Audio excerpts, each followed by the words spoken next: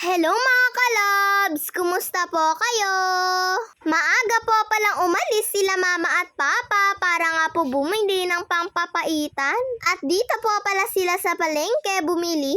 Matagal na daw po kasing gustong kumain ni papa ng papaitan eh. At gusto niya nga daw po yung siya daw po pa yung magluluto. At bumili na rin po pala si mama ng mga iba pa nga po naming kailangan na gulay. Pag uwi nga po nila ay sakto naman nga pong nagtinda si Lola ng gulay. Kaya bumili nga po si mama ng isang tali ng talbos at isang tali ng kangkong. At kinuha niya na nga din po pala ito pong dalawang supot ng lemon.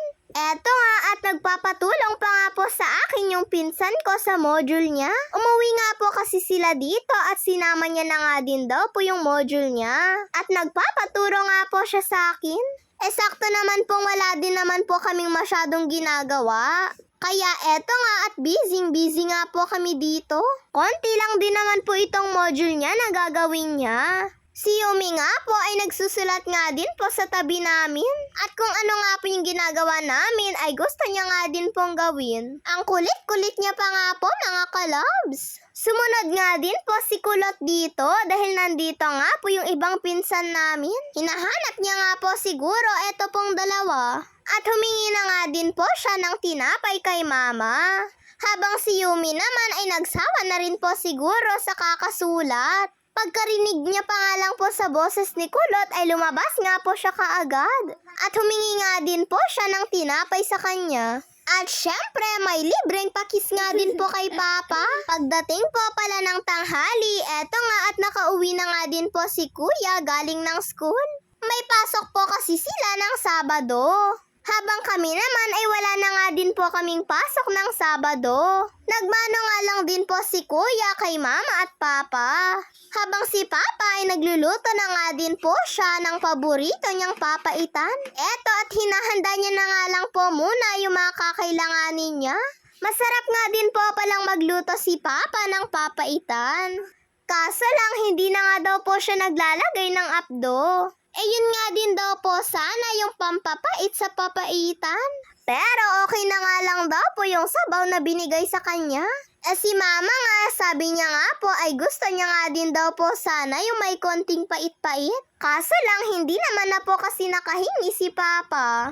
Eto at ginisa-gisa na nga din po pala ni Papa yung mga karne na hiniwa-hiwa niya.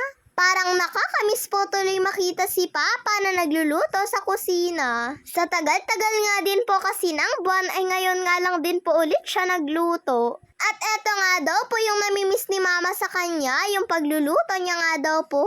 Mahilig nga din po kasi si Papa sa pagluluto Ayan nga at nung nakapagluto na nga po si Papa ay pinatikim niya nga lang po kay Kuya kung anong lasa ng luto niya.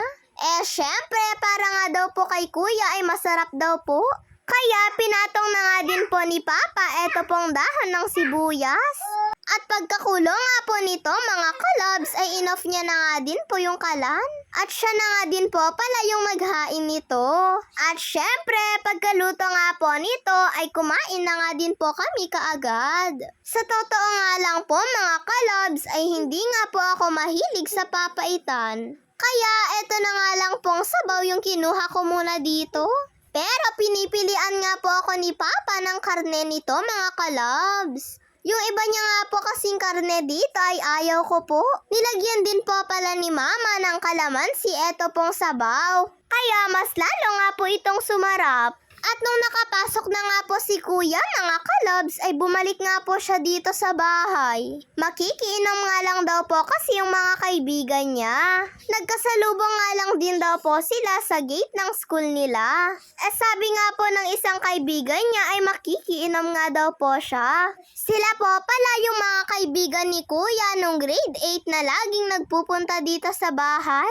Nakakatuwa nga lang po mga kalabs dahil kahit magkaiba nga daw po sila ng section, ay ganyan pa rin po sila ka-close. At madalas nga din po ay sila nga din po yung mga kalaro ni Kuya sa mga laro niya. Nakakatuwa nga lang po silang tignan mga kalabs. Shout out po sa inyo mga Kuya! Yun lang po mga kalabs. Maraming salamat po sa panonood ninyo. Mag-iingat po kayong palagi. God bless to all. Bye-bye po!